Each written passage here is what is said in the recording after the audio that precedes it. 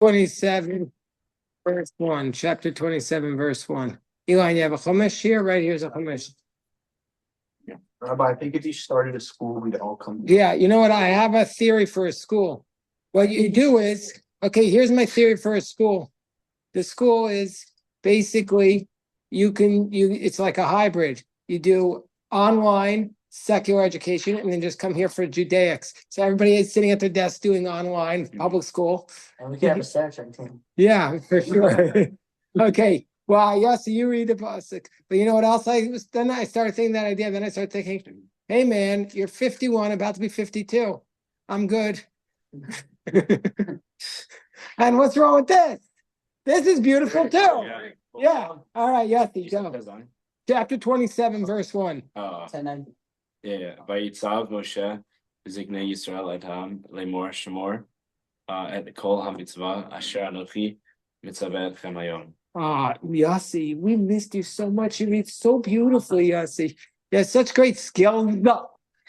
So let's translate that. Vayitzav Moshe commanded the Ziknei Israel, and the elders of Israel commanded with Moshe et ha'am. What does that mean? The nation. The nation. Lemor, saying, go on. Shamor. Guard. Et kol mitzvah. All the mitzvah. The entire mitzvah. Asher anochi mitzavet samayom. That I am commanding you today. Okay. V'akasha read. Yossi, אתה מדבר עברית? No. אתה מדבר עברית? יוסי, אנחנו רק מדברים בעברית פה. אני לא מבין אנגלית. איתן מדבר בעברית בנורת'ווד. Yeah, okay. You're no right. So who said that? Okay, read the Rashi, the pasuk. Shamor et kol mitzvah. Lashon haveh. It means ongoing. You have to guard it, and then Rashi tells us gardan belaz, gardant in French. So it means guarding. Why is Rashi telling us what it's called in French? Because he's spoken. Rashi, he was writing it for the people who were reading it, and they were speaking French. Rashi, I once took a class when I was like 22. I took a class in Fordham University in medieval French literature, and in the graduate school, and the professors there were so excited that I know Rashi, because Rashi is the source for medieval French, because everything for a lot of medieval French, because everything else was read. This is Rashi's telling us how they would speak, and he's telling us how it's pronounced. You see, he spells it out in Hebrew. So when you spell something out in Hebrew, you know how it's pronounced. Like you look at a French word. Anybody ever been to Paris? So they don't say the S at the end. So if you ever been there, you can't tell from French which letters are pronounced and which are not. But Rashi writes it out. So that's telling us that it was pronounced gardant, not gardant. And also, like the most famous example is Rashi says, when you write a get, you have, for the city of today, it's called Troyes. It's spelled Troyes. But today in French, they don't pronounce the S. The S is silent at the end, that for sure. Troyes. So, but Rashi spelled it Troyes, Tes, Resh, Vav, Yud, Samach. So this proves that they used to pronounce the S. So we are the source, meaning our tradition is the source of how you speak French, of how they spoke French. Yeah, Rabbi, yeah. I have a question about clarification. Is La'az Lashon Avodah Zarah like some of my rabbis taught me, or is it just a different? Because there's Me'am Lo'ez and Tehillim, so maybe it's just. I mean vernacular. I don't know where the word comes from. I'm not familiar, but that's a good question. Rabbi Yosef is sharp as always. Okay, Vakasha Ramosha. והיה ביום אשר תעברו את ירדן אל הארץ אשר השם אלוקיך נותן לך והקימות לך אבנים גדולות וסעדת אותם בשיר. By what? Basid. Very good. Beautiful. Very good, Moshe. Very good. So you read it beautifully. Read. Let's translate. Vaya biyom. What does that mean? It wasn't the day. It will be not. It was on the day because the word vaya. It could be what? Should be on. It will be. It will be on the day, or right, it shall be. This is what you have to do. Biyom asher tavru. What is tavru? Passover. That you cross over, right? Et hayardain. Mazeh Moshe. Moshe. Jordan. Jordan what? Jordan what? Jordan River. Ela aretz asher Hashem Elokecha noten lach. To the what? What does that mean, Moshe? And Hashem Gives God you. Vakimosa lecha avanim gidolos. Okay, what does that mean? established stone, big rock. What'd you say, Omer? You shall erect Yeah, we don't like to use that word. stones and cluster them in line. Omer. You shall set up, you shall set up large stones. Okay, go on. Go on. Visarata utam basid. What does that mean? Oh. Also, always smell anything. What? Yeah, you have to cover the stones with a type of Omer knows his stuff. He's a builder. We should have had Omer build a thing with no right. Yeah, Omer used to build this thing. What? Singer used to build this. No, actually, I have a big problem with the sink in the yeshiva because if you ever press a disposal, it smells like a rotting horse. So, yeah, probably. Hopefully, it's just that. So I don't know. I was thinking that the person who made the eggs there this morning messed it up. Did you press the disposal? That's the disposal. Oh, that's why. Oh. Okay, so anyway, you're supposed to set up these large stones and then you cover them with plaster to make it easy to write on. So Moshe, you're really doing such a good job. Will you please read the Rashi? Of course. Vakimota Rucha, Bayardin, Va'afar Toniu, Totziu? Tutsiu, Misham, Achero, Vetivnu, Mehan, Mizbeach, Bahariva. Okay, so what's supposed to happen is that this is what Rashi says. When you cross, when you're in the Jordan River, the Bnei Israel were commanded to establish stones in the Jordan, and afterwards they were supposed to leave those stones in the Jordan. They were supposed to leave those stones in the Jordan, and then take others from there and build an altar out of them on Mount Ebal. Anybody ever here been to Mount Ebal? Har Ebal? I've been there. Okay, go on. Go on. Look at Zimtzeta Tomer. Good. Good. There were 3 types of stones which Bnei Israel had to set up. Go on. 12 in the Jordan. Then they had to establish stones in Gilgal, which was the first place they went to after they crossed over. They were supposed to set up 3 stones, and in one place it was an altar. The other 2 places there were 12 stones in the Jordan, 12 at Gilgal, and then another 12 at Mount Ebal. It's described a lesson in Tractate Sota. Okay, so now what are you supposed to do on these stones? Eitan, did they teach you that today in Northwood? No, they didn't really teach me anything.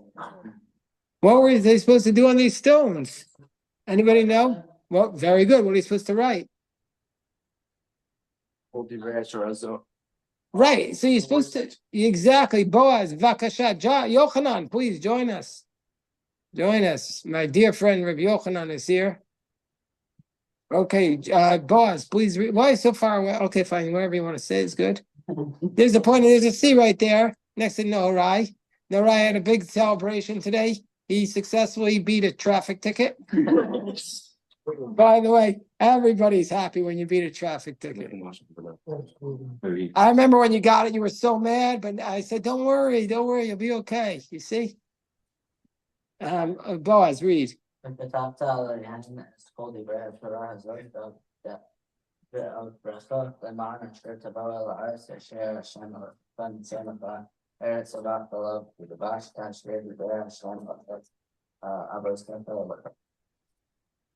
Oh my God, you're so good. You corrected yourself.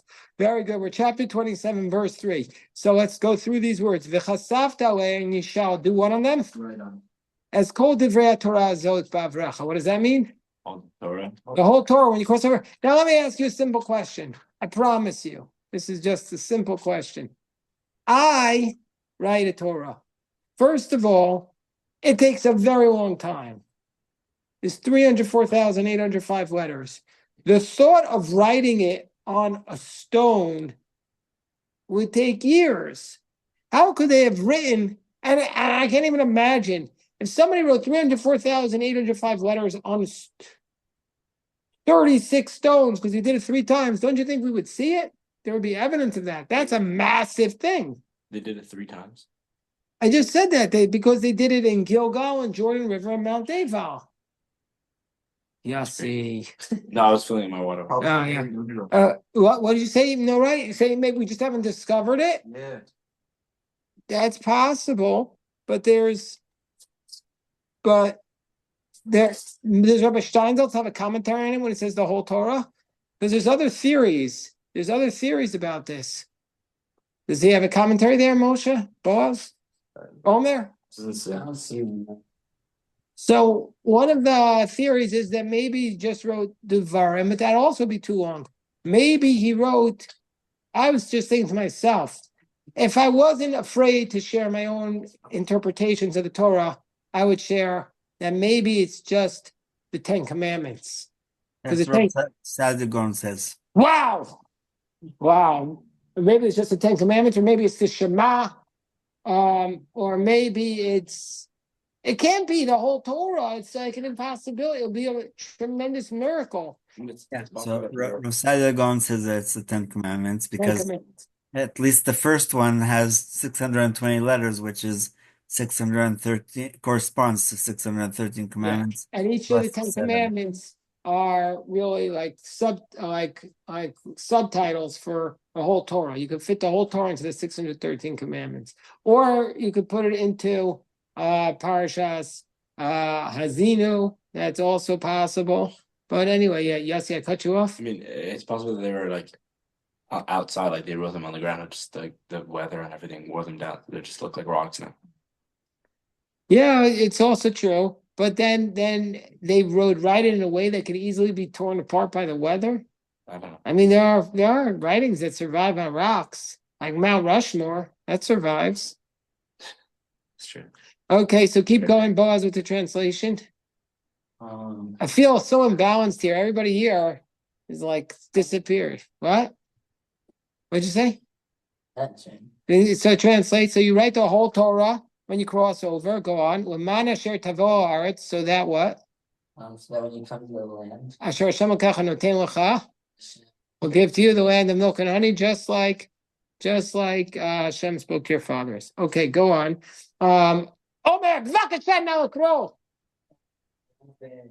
verse 9, את הירדן תקימו את העבדים האלה, אשר אנוכי מצווה אתכם היום בהר עיבל, וסדרת אותם בסיד. Okay, you almost read that perfectly, but you made one reading error. Should I point it out to you? Yeah, which one? It's not visadata, it's visadta. Visanta. You guys know the difference between a shvana and shvanach? Did they teach you that? I forgot. So I never like during my bar mitzvah, but they Well, the problem is because a lot of them, now the new sidurim, there are 2 types of shvaz. One is just moving, you would pronounce it, you would have read it as visadita, and then there's a shvanach, which you don't move it, visadta. But a lot of the new versions of the printing, they actually write them differently. One are bigger, the bigger ones, but our Chumash, probably Rabbi Steinsaltz does it. Okay, anyway, so you shall set up these stones and plaster them with plaster. Okay, go on. Eitan. So proud of you, Eitan. Go on. Ubanita Sham Mizbeach Lehaya LaHashem, Lahashem Elecha Elokecha, Mizbecha Mizbah, Iba Go on. Eitan, fight through it. Go on. Avanim, love, ani, Elohim, ber. All right. Okay, excellent. Uvanit Hashem Mizbeach, you shall build there an altar for Hashem your God, Mizbach Avanim, an altar of stones. What's an altar of stones? You make it out of stones. Votanif aleim barza. You're not allowed to have iron on the stones. You're not allowed to hew it out. By the way, when I was at Mount Sinai, there's 3 mountains there in Saudi Arabia which they think are Mount Sinai. One of them, the only reason why they think it's Mount Sinai is because there's an altar there of stones. Basically, they have like a little path where animals would go down. It still survives there in stones, and then they have like a little thing for the animal to go on. So that was a stone altar. The altars in the Beis Hamikdash were not stone. They weren't stone. What was it made out in the Beis Hamikdash? Wood. Yeah, it was wood, copper, covered with copper. Yeah, Eliam. Terrific. Okay, Ilan Vakasha, please read. Vav.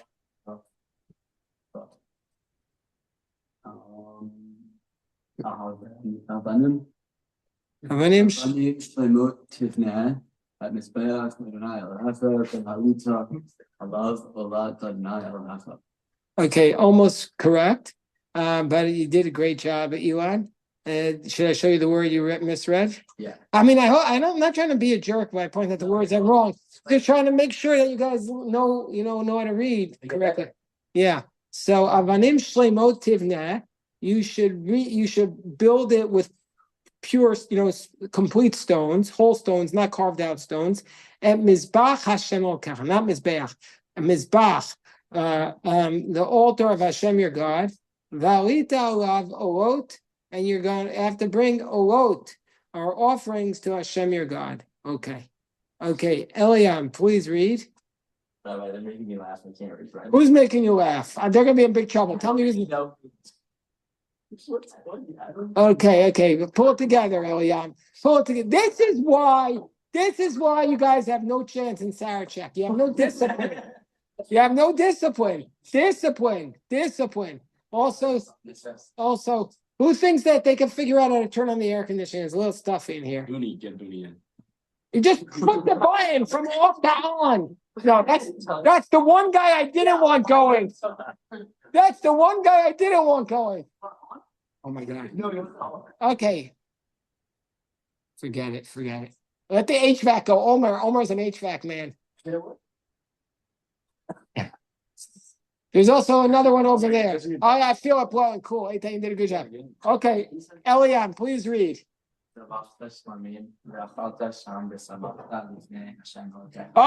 You shall bring on these offerings when you come in and you set up the 12 stones. You shall bring shlamim, and you shall eat there and rejoice before Hashem your God. Yesh od echad sham. Yesh shnei mazganim. You see. Okay, and now we have the pasuk I really wanted to get to, because this is going to blow your mind when I tell you this. Okay, go on. No, right.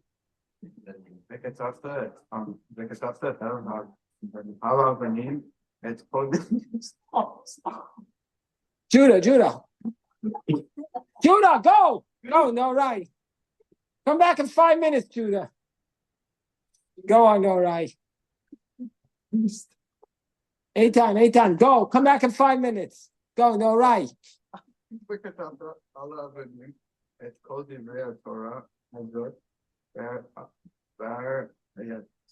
Hey, Dave, excellent. So, you shall write on the stones, et kol divrei Torah azot, all the words of these Torah, ba'er hetev. What do the words ba'er hetev mean? Maze ba'er hetev. Animal. What? Isn't be'er an animal? Be'er, in Yiddish, bear is a bear. In Yiddish, raise ayin reish. But what? Clear. Be'er, but in Hebrew, the word for a bear is, how do you say bear in Hebrew? Dove. Dove. Dove. So this is spelled A Yossi, the Torah we're reading in Hebrew, and B, it's spelled Beis Aleph Resh, which can mean two things. It can either mean a well, or it can mean, as Eliam said, Ba'er. It means clarify it well. So what does it mean that you shall write these words clearly? Ba'er Tev. If I would say to you, what does it mean write these words clearly? What would you think that means? So 70. What? That knows how to read. Legible. Like good hand. In 70. Oh, so Omer, he's already so. Sorry. This is why this boy is going places. This guy is the boy wonder. So it says, Ba'er Tev, Tikrat Rashi, B'vakasha Omer, B'vakasha Lekrot Rashi. What? B'shivim Lashon. So not only were you supposed to write the Torah 304,805 letters in Ivrit, you also had to write it in 70 languages. Now, can you imagine how much space? I mean, fine, there's like some people who are very skilled, but how can you write the whole Torah, 304,000 letters, in 70 languages? Wait, do they have to write on That's the whole point. 71? Well, yeah, that's what I'm saying. It doesn't. The Rabbi, one of the first sermons that I ever heard from Rabbi David Orlovsky was he was trying to make fun of this, but basically he had an answer, which was that you write in one language and then you cover it up with whitewash, and then you write in the next language, and then you cover that one, and etc., etc., etc.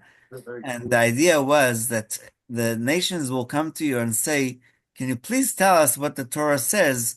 And you'll say, "Well, if you want, you can, scrape and you'll find underneath layer 37 your language, but really we are obligated to teach the written Torah in every language." And so the idea was just basically to say, this is where you can come if you really, really, really wanted to get it, but otherwise we'll just teach it to you in your language. And Shkoyach.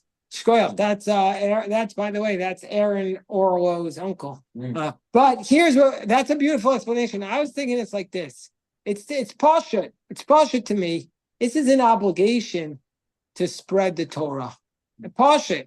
You have an obligation to make the Torah for everyone in the world to be available. Everyone, not just like in your language. You got to make it on YouTube, on everywhere in the world. You have to do it on TikTok, on Instagram. I mean, I don't go on it because every time I go on, I see somebody from the.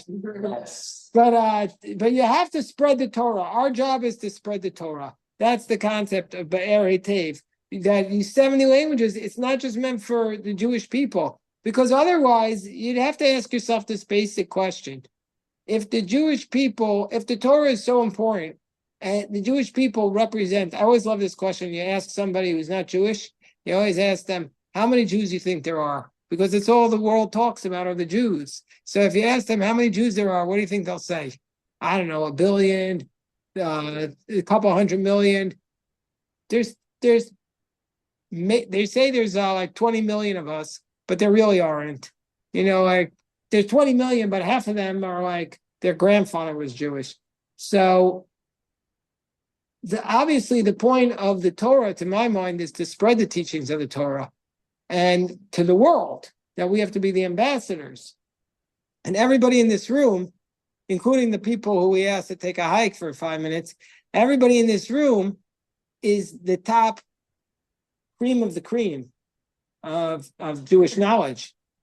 Seriously, everybody here is like, wherever you go in life, once you leave your little shtetl in Camp Mill, you're going to be, unless you go to Israel, you're going to know more Torah than every other person in that place. And so your job is to be the teacher of the Torah. Your job is to be the one to do the Be'er Hetev.